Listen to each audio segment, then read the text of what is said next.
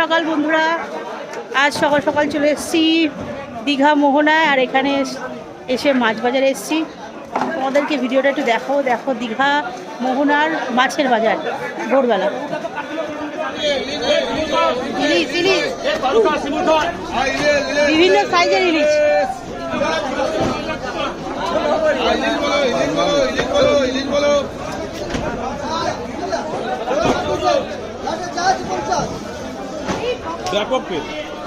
আর ওই কাঁকড়াগুলো, কাঁকড়া কাঁকড়া কোনটা? ছোট কাঁকড়াগুলো 100 টাকা। না, এই যে বড়গুলো, এগুলো 100 টাকা। এগুলো কি মাছ দাদা? রানী রানী পমফ্রেট।